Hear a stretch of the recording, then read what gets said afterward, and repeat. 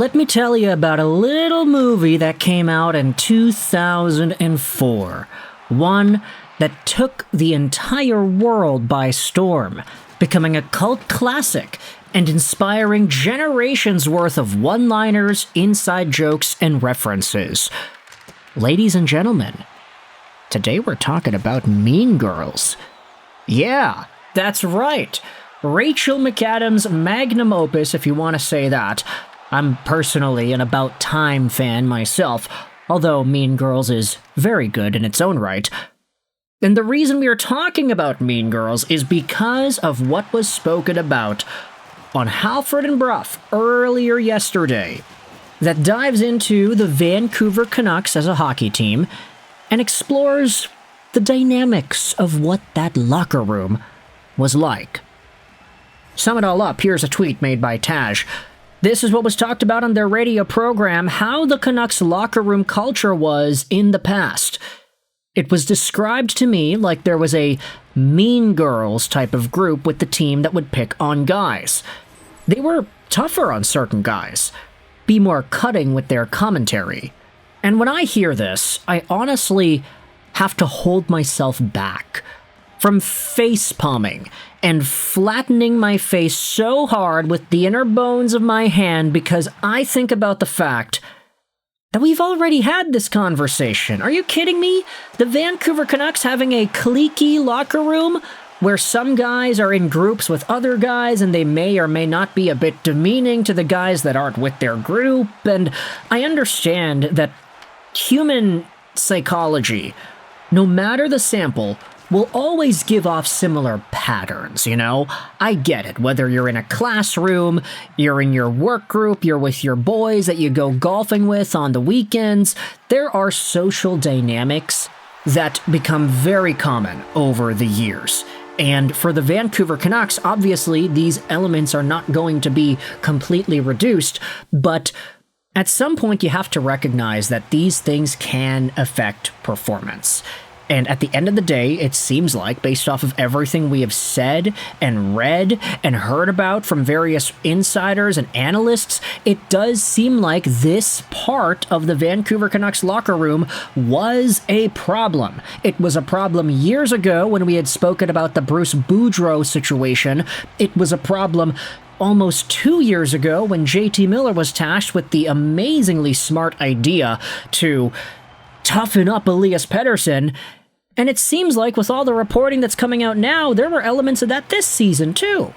Even though JT Miller was gone, even though the perpetrator of the biggest Vancouver Canucks internal conflict over the past few years was already kicked out to New York.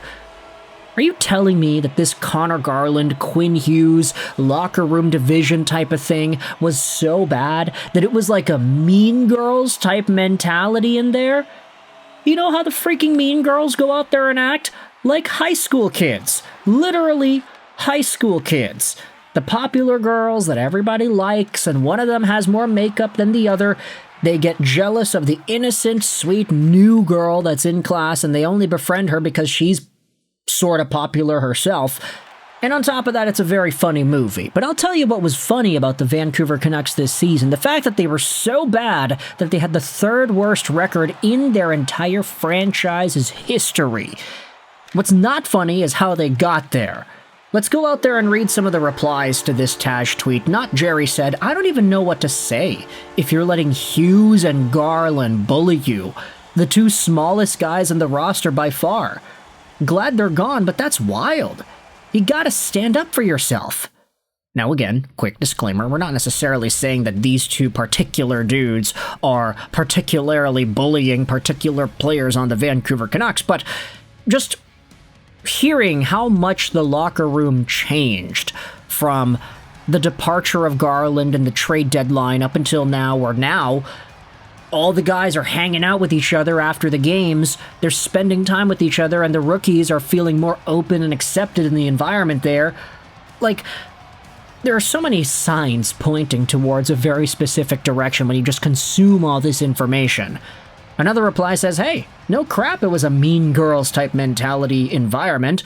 Maybe ask Stanley Cup winners Braden Holtby or Nate Schmidt how toxic this team was. Just sell it already, so we can start with a new franchise untouched by the boomers. Another reply here says that, hey, that was back when Bo Horvat was captain. The issues predate Hughes and his captaincy with the Canucks too.